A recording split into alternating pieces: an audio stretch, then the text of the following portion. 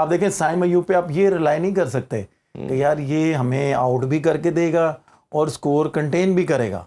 पहली बात तो ये है, अगर आपने इस तरह करवाना है तो फिर आपको साइम अयूब को या हुसैन तलत को आप पहले उसके 4 ओवर दोनों अगर आपने करवाने 2-2 पहले आप ओवर फिनिश कर दें। अच्छा, 3 अच्छे स्पिनर हैं इनके पास क्वालिटी, आरिफ शकूब है, मेहरान मुमताज़ हैं, उसको भी 1-2 मैचेस में दिया बट कुछ रन हुए उनको। फिर अभी मेहरान मुमताज़ को तो नहीं खिलाया, सुफियान मुकीम को खिलाया इन्होंने। मेहरान मुमताज़ अभी डगआउट में, तो ये 2-3 अच्छे क्वालिटी स्पिनर रखे, बट स्पिनर पे ये रिलाई नहीं कर रहे। रिलाई ज़्यादा ये हम देख रहे हैं साइम अयूब पे ही कर रहे हैं, उसको 5वें बॉलर के तौर पे यूज़ कर रहे हैं। तो आप ये समझते हैं कि ये एक एरिया जिसमें पेशावर ज़ल्मी गलती कर रहा है कि बैटिंग 6 की बजाय 7 पे लेके जाने की कोशिश कर रहे हैं और 4 बॉलर के साथ जा रहे हैं। देखें, पहली बात तो ये, जैसे मैंने आपको पहले बोला ना कि T20 बॉलिंग के ही सर पे जीती जा सकती है। बिल्कुल ऐसे ही। अगर ऊपर के 5 या 6 बैट्समैन उन्होंने कुछ नहीं ना किया, सातवें में नहीं करेगा, 7वें के साथ बॉलर खेल रहा होता है, ठीक है। आप अपनी बॉलिंग को स्ट्रांग करें। आप अगर समझते हैं ना कि भाई फास्ट बॉलर हमारे पास हैं, तो भाई अगर आप अपना जेन्युइन स्पिनर भी डाल लेंगे ना तो आप उससे ये उम्मीद कर सकते हैं कि यार ये आउट करके देगा, ये कंटेन भी करेगा। 20-3 रन साइम अयूब पे आप देखें, साइम अयूब पे आप ये रिलाई नहीं कर सकते कि यार ये हमें आउट भी करके देगा और स्कोर कंटेन भी करेगा। पहली बात तो ये है, अगर आपने इस तरह करवाना है तो फिर आपको साइम अयूब को या हुसैन तलत को आप पहले उसके 4 ओवर दोनों अगर आपने करवाने 2-2 पहले आप ओवर फिनिश कर दें। आप ये देखें कि लास्ट मैच में भी हुसैन तलत को आपने लास्ट ओवर करवाए हैं, तो आप ये देखें कि उसके सामने बॉलर खेल रहे थे, ठीक है। जो आप और मैं यहाँ पे बैठ के बात कर रहे होते हैं कि भाई बॉलरों को, बॉलर के सामने तो वो सरवाइव कर लेगा, जब बैट्समैन होगा या बैट्समैन सेट खेल रहा होगा वो तो ताड़ में होगा कि भाई हुसैन तलत आए या साइम अयूब आए, जी, हमने इनको यूटिलाइज करना है। जब बैट्समैन के सामने जेन्युइन बॉलर होता है ना तो बैट्समैन भी थोड़ा सा घबराता है कि यार इसको मैंने टेक्निकली कैसे खेलना है। तो जब टेक्निकली उसको खेलने जाता है उसमें वो डॉट बॉल्स भी होते हैं, तो अगर वो समझता है ना कि यार मैंने इसके 2 बॉल डॉट कर ली हैं, 3 बॉल डॉट कर लिए, तो वो जब उसको मारने जाता है तो तब वो गलती करता है, या जोर से मारने जाता है तो तब उसका हेड थोड़ा सा शेक होता है, ग्रिप थोड़ी सी शेक होती है, तब उसमें आउट होता है। जब आपके सामने इसी तरह के बॉलर आएंगे तो आप कहते हैं कि ठीक है भाई आने दो, जरा हम भी मजा करें। बात करते हैं जी इनकी बैटिंग की। जैसे हमने कल भी जिक्र किया कि बाबर अब 3 पे आ रहे हैं और साइम अब ऑब्वियसली ओपन कर रहे हैं, बट किसी ना किसी फॉरेन प्लेयर को ओपन करवाई जा रही है। एक तो इनका अब ये स्टांस कैसा देखते हैं कि बाबर का 3 पे आना ठीक है, और ये कल भी आपने बड़ी डिटेल में एक्सप्लेन किया बाबर का, अब ओपनिंग का लगता है कि ये ठीक है कि साइम के साथ कोई और ओपनर आना चाहिए?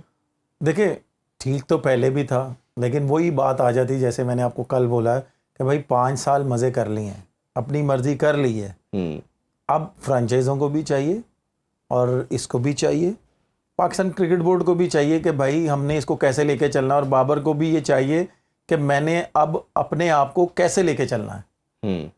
अगर ये नंबर 3 पे आया है साइम और उसके साथ फॉरनर प्लेयर है, वो आप ये देखें कि दोनों अगर ऊपर से सर्कल अच्छा खेल रहे हैं तो बाबर के लिए आसानी होगी। अगर अल्लाह ना करे ऊपर से कोई आउट होता है पहले दूसरे ओवर में, तो तब भी बाबर को पूरी टीम को साथ लेके चलना है जी, तब ही बाबर का फायदा है। वो जो हमने कल बात की, एंकर करना है और फिर उसके साथ खेलने वालों को पता चलना चाहिए कि भाई हमने हमारा रोल क्या है।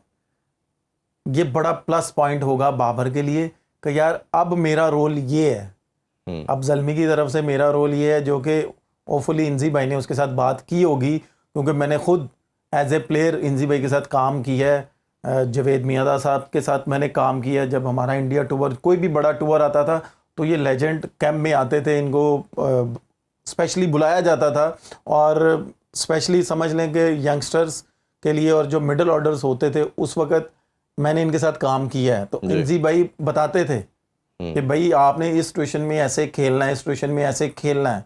तो मैं वो चीज़ें जाके अप्लाई करता था ना बड़ी सीरीज़ों में, अल्हम्दुलिल्लाह मुझे कामयाबी होती थी, पाकिस्तान टीम को कामयाबी होती थी, और मैं मैन ऑफ द सीरीज़ ही होता था वहाँ पे। तो ठीक है, तो मेरा ख्याल है कि इंजी भाई ने बाबर से बात की होगी और इंजी भाई ने बाबर को कहा होगा और इंसिस्ट किया होगा कि भाई अगर आप नीचे आओगे तो आपकी टीम भी अच्छी होगी टीम भी कामयाब होगी, आप खुद भी कामयाब हो गए। बिल्कुल तो ये बड़ा अच्छा इनिशिएटिव लिया है बाबर ने खुद से भी, अगर खुद से लिया तब भी बहुत अच्छी चीज़ है, अगर इंजी भाई की मानी है तब भी बहुत अच्छी चीज़ है।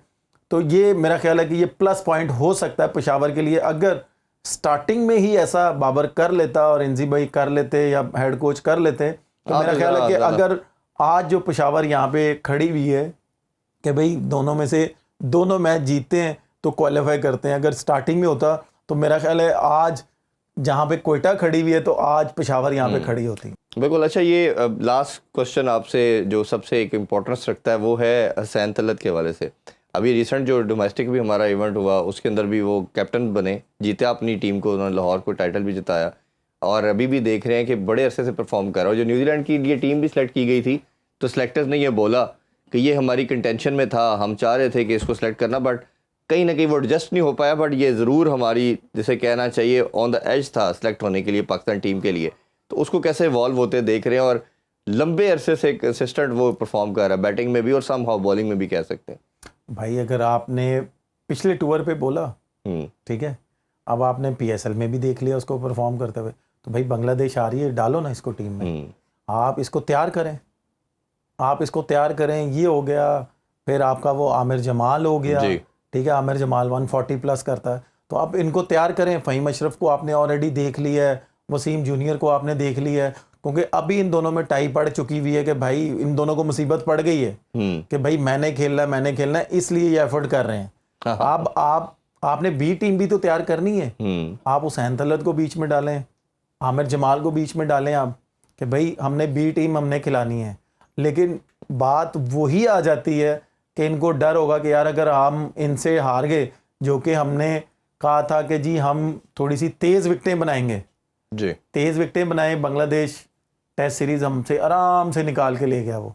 अगर तेज़ विकेटें बनाते हैं तब भी हम प्रॉब्लम में आते हैं, ब्रेक विकेटें बनाते हैं तब भी हम प्रॉब्लम में आते हैं। वो तो हमें बैटिंग बनाते हैं तो दूसरी ऑपोजिशन ज़्यादा मार के चली जाती है, आउट नहीं होते। मैं वही बताने वाला हूँ ना कि आपको बांग्लादेश के खिलाफ बी टीम खिलानी चाहिए और उन प्लेयरों को खिलाना चाहिए जिनसे आपको पता हो कि यार इनको हमने कमबैक करवाना है, ठीक है। जैसे साइम अयूब है, पिछले कुछ अरसे से वो नहीं खेला, आप साइम अयूब को डालें बीच में, उसका वो इंटरनेशनल का जो एक्सपीरियंस है, जो कॉन्फिडेंस है, वो आप वापस लेके आए। आप लीगों से उसका कॉन्फिडेंस वापस नहीं आ सकता, क्योंकि मैं खुद एक प्लेयर हूँ, लीगों में डिफरेंट कॉन्फिडेंस होता है, इंटरनेशनल क्रिकेट का डिफरेंट होता है, प्रेशर कभी गेज कर भी नहीं सकते उसका। ठीक है, आप साइम अयूब को लेके आए, इनको लेके आए, और आप जो समझते हैं कि भाई जैसे कासिम अकरम है, आप उसको लेके आए, जैसे साद जी अंडर 19 का कप्तान है, आप उसको लेके आए, ठीक है। आप उमैर बिन यूसुफ अगर ओपनर है तो आप उसको एज ए ओपनर लेके जाएं। आप फखर से बात करके फखर को आप रेस्ट भी दे सकते हैं,